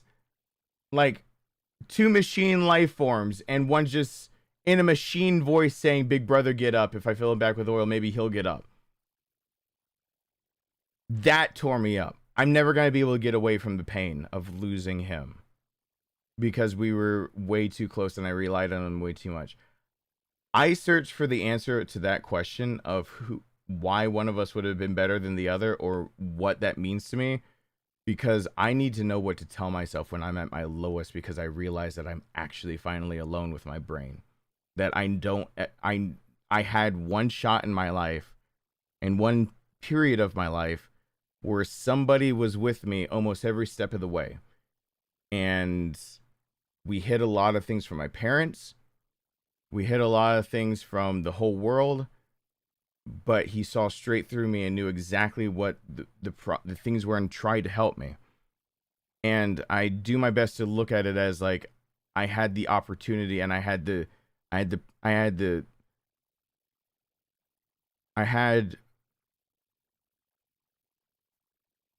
least had the opportunity to be able to have somebody, I at least had the opportunity to have someone in my life for 30 years in that capacity. But what about the next 30 years and the 30 years after that, if I keep going? Like,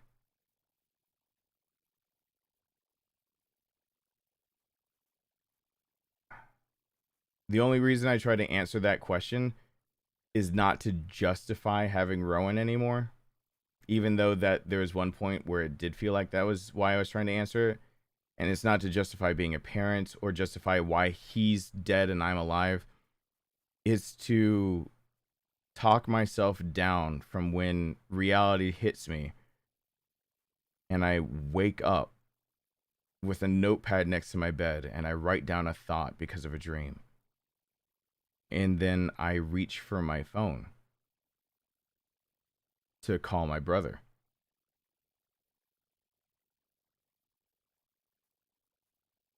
And that's about the point that it hits me, when it's in the middle of the night. Can't tell you how many times that I have reached for my phone or thought about like the channel and my perception of time being skewed, thinking about the channel being able to blow up once Nathan and I do something, and I have to stop myself and think, Nathan's never going to be on this channel. He died before he could be on it.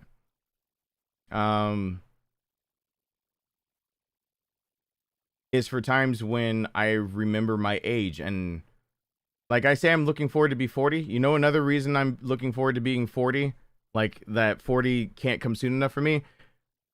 Teen years suck. 20s suck almost as bad as teens, but teens are worse. 30s also suck a lot because you're finally getting grips with being an adult, but you probably fucked up enough times that basically your 30s is fixing your 20s. My 40s is, I think, finally my stride, like where I can be like, yeah, I got this down. I fixed all the fuck ups from being in my 20s. I've got like being 40 for me is just a number. If I stay in shape, keep exercising, go and get chiropractic care, all that stuff, it's just a fucking number, and it's not going to slow me down in the least. I mean, people I look up to even on this platform, like Dan Avedon, like he's like what, 41 now? He's 41. He hasn't turned 42 yet, has he? I'm not sure. But like Dan from Game Grumps, he's in his 40s. I haven't met a single person that I've ever been like, hey, people think Dan's sexy. Here's him dancing when he's like 38. Here's him dancing for this mocap thing. Here's his sense of humor and his laugh. And like girls find that extremely attractive. Whatever. So do guys. It's like age is like about what you put it. So like there's another reason. I'm not supposed to be older than my older brother. Every single time I have to say shit like 35, I have to go. There are some mornings I go 35. And my brother's birthday was almost a month ago. This is the point of time where I'm supposed to be 35 and he's supposed to be 37. Where it's supposed to act like there's a it's supposed to look like there's a 2-year gap. Now, my brother's supposed to be 37. He will never be 37. My mom texts me about he would be like, my brother's 37 today. I had to call my mom and tell her that she can't do that. Like, I can't do those kind of conversations anymore. My brother will never be 37. This might have been his 37th birthday. If I think of him as being 37, I have to accept that 6 years, I'm just counting his death instead of counting all the time that he was alive that I got to be with him. My mindset has always been it hasn't always been, it's been going toward a goal of not living in the past, but trying to remember that time he was alive, he was truly alive, and he was there for me. Ever since he's been gone, I've had this feeling of being alone that I don't know how to get rid of.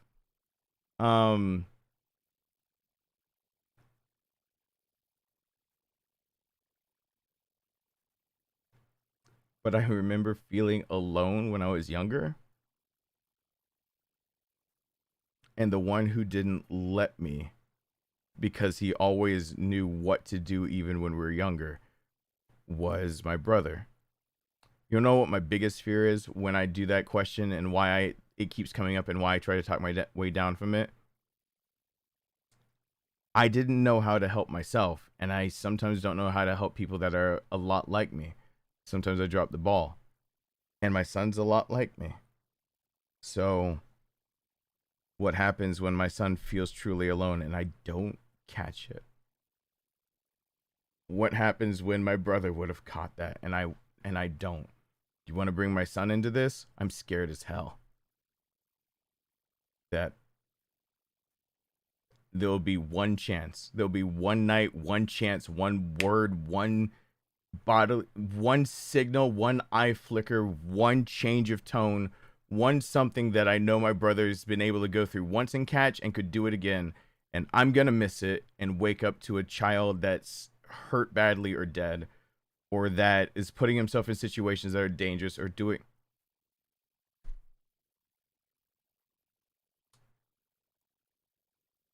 Not only am I a divorced dad, I finally feel alone. And it's a hard thing to feel when you know that your job is to be on a public platform. I'm sitting here rambling, and there's still 58 people just sitting here listening. Some are probably asleep. I have no idea why people still listen to me random and don't just unsubscribe by this point.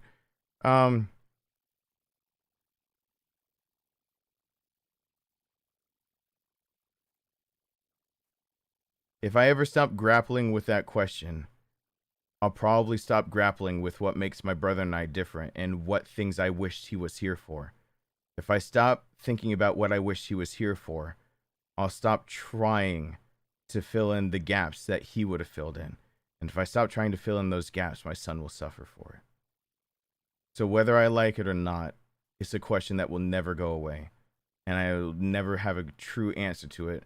But I got to figure out a way to come to terms with it so it doesn't bring me down. And that's all I got for it. And that's really all there is to that one. Other than that, I don't know.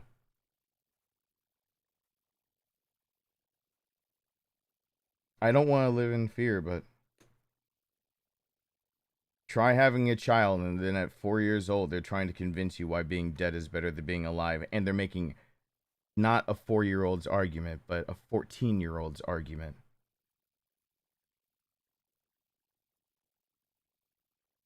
And their logic is dead on and completely correct. That's not the problem. Their logic, the only problem with their logic is that they forget that if he's gone, all he's doing is passing that pain that he feels to everyone else that's still here. He forgets that one little part. But why is he supposed to know it at 4 fucking years old? So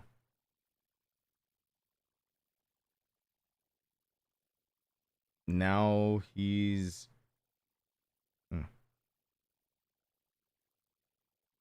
oh god, it's already October. I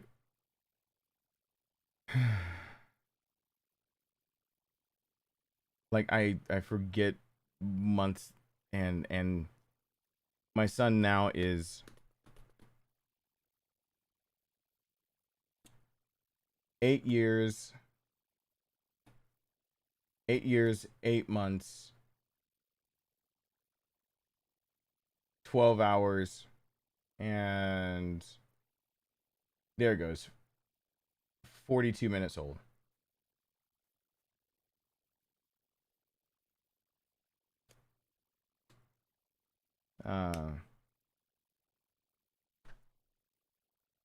He's much older than that 4-year-old that used to argue with me. So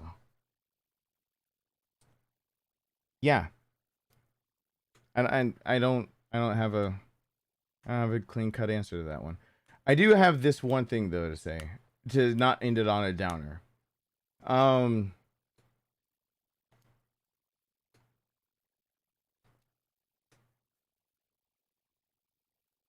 One of the last things my brother ever sent me was like, stop being an ass and call mom and dad. I lost track of time again. They had called me a few times. I didn't realize how much time had passed. The last message he sent me on the PlayStation. My PlayStation doesn't have it saved, but his, since it can't connect to the internet, still has it sitting right there that he sent it to me. It says something like, stop being an ass and call mom and dad. Because he used to keep me on track even when I lost track of time. For everything that I've said,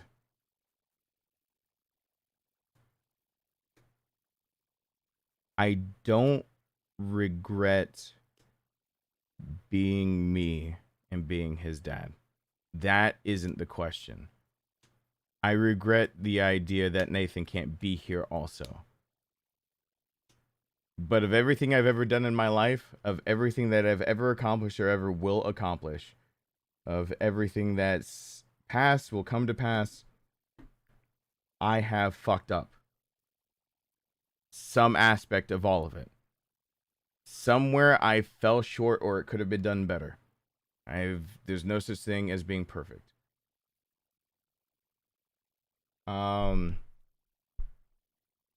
I don't regret being me, per se, because I made that. I made my son. And that is the only thing in this world that I got right. The first time, no, I could have done better.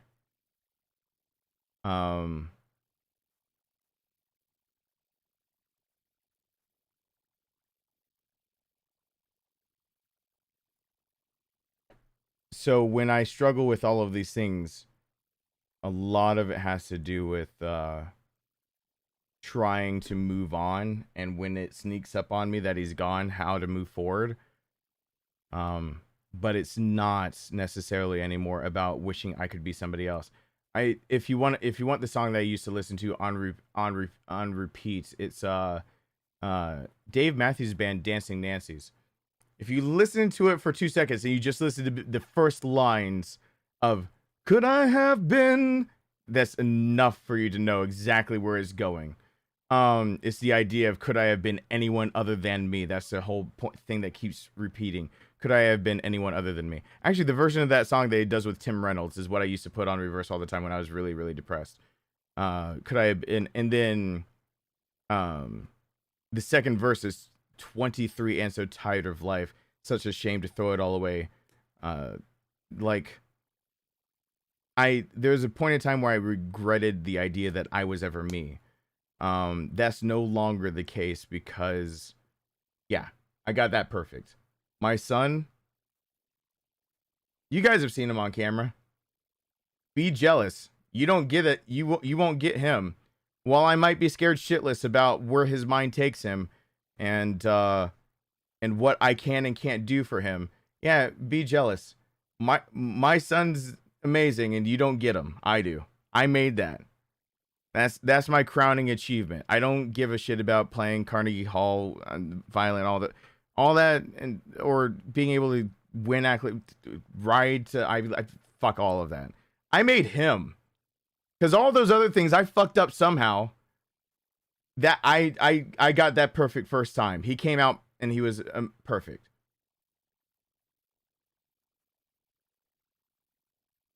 So when I one day die and I have something to show for my life, I don't anymore need all these other things. I don't need the idea of I brought a community together. It'd be nice to know that like I could grow the channel enough that this could go on to be enough for social movements, that my voice actually gets heard, that the time that I spend researching into topics gets to be part of a bigger discussion, that gets to be like extrapolate what I can take from it and what others can take from it and be something that can move us forward. It would be nice that have a community that can spread kindness or show that like there's even when there are two opposing opinions, there's a way to find common ground, and that's how we grow as a society. It'd be nice to be able to leave my stamp by being a millionaire, but like giving it all away to people that just they die without food, water. I can provide it. I and all of that still wouldn't compare. The day I die, I got him. I did that. Like I made that. So. And that's all I need. So yeah, I know, weird conversation, weird thing to for it to go to, but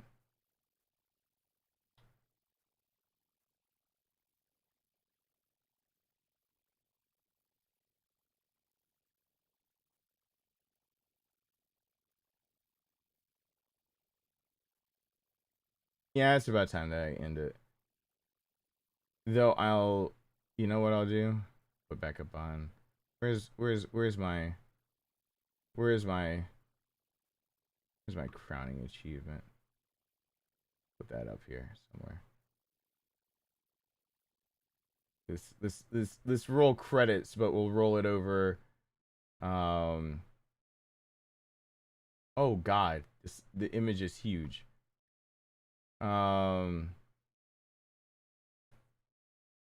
Good God. The image is huge.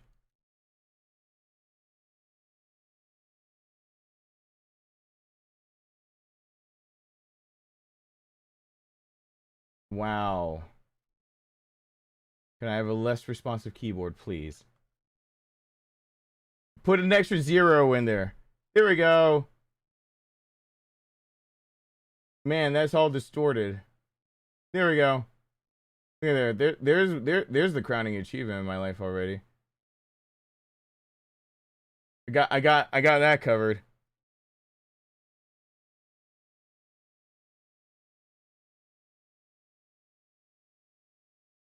That'll never get old to me.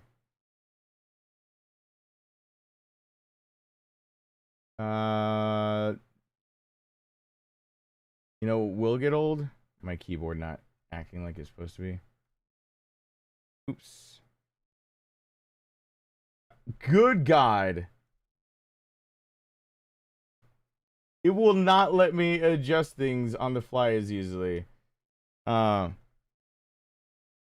we go. There's the there we go. Yep. There's me being a dad. There's I was tired. I was a tired dad being up all night. That was my son back then. I was just a tired dad. It's hard to describe like how tiring being a parent can be sometimes, but I was all in, so stuff like that was just like, oh no, that's just how it goes. And then that child gets older and older and grows up to do things like, I don't know.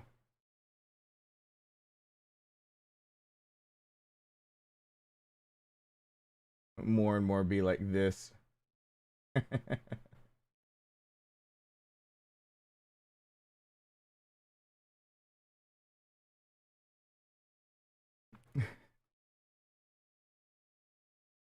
Yeah. And you guys have seen recent him. So I don't need to keep searching for stuff like that, but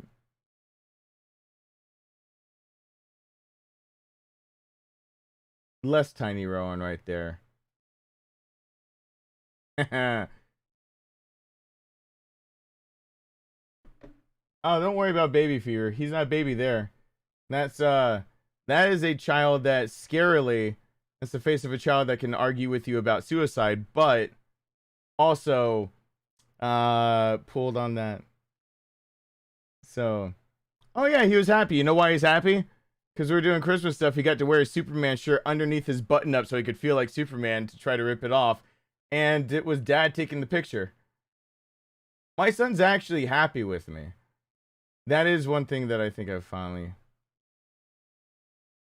Oh God, Stephen Ori, you actually remembered that quote. Well, that can't happen since you're the best person ever here. I'll have to move away to be someone good somewhere else. Oof. Yeah, there's a Superman shirt under there. He loved that, so. Alright.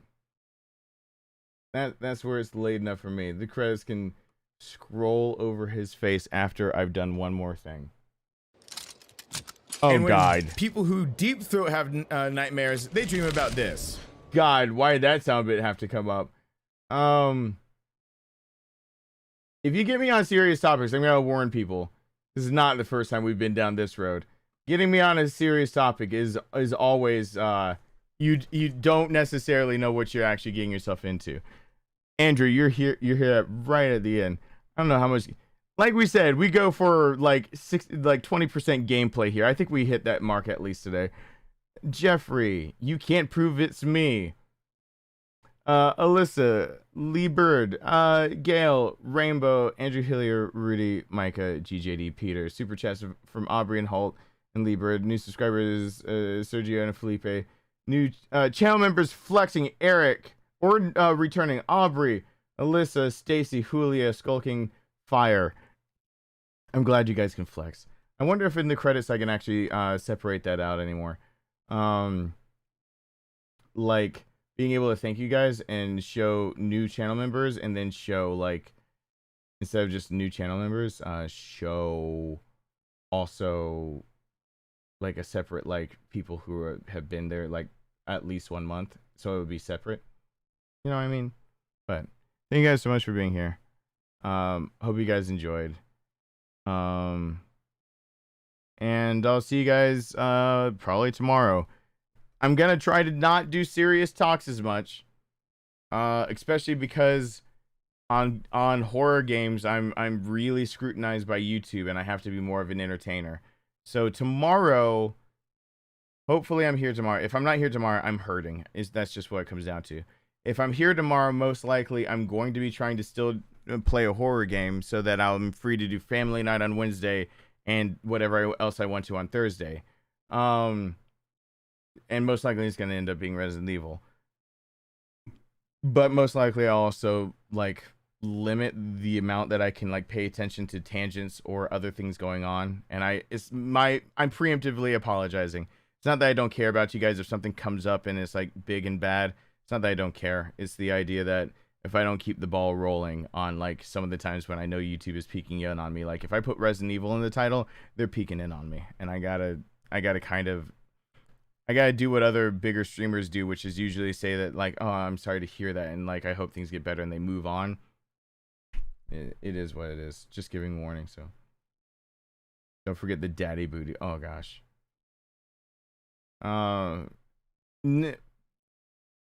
Like I said, for like Visage is under the same category of games that I want to play live and then immediately play another chapter. I've already done it once, but I might as well do it again because it didn't keep apparently. Okay, Home Sweet Home. Let's remember that I can't put a headset on quite yet. Give me for Home Sweet Home probably about at least 2 weeks. I got a table coming. An inversion table and a traction neck band to be able to let gravity at about 20 to 40 degree angle help stretch my back out, and then the pressure that the lifting my neck up will actually put on my shoulders is helped by gravity to negate that. So I need something to help actually keep my head up, because right now as it is, if I played something that was scary and I jumped and I moved this arm back right now, it would be and painful enough that I'd just stop the stream. This arm is in incredible amounts of pain. I need to be very careful. And my neck turning to the right too much will give me an immediate headache, but that's probably the ear infection. So, daily donation reminder. I am happy to watch again. I know. I've never forgotten Visage because of you. Thank you guys so much for watching. Hope you enjoyed. Hope to see you guys back here for the next one real soon. Maybe no scary donations. We'll see. It's Halloween. It's the month of Halloween. I gotta get better really, really soon, because I got like 11 days before people are expecting at least like 2 or 3 times where they can scare the shit out of me. Bye.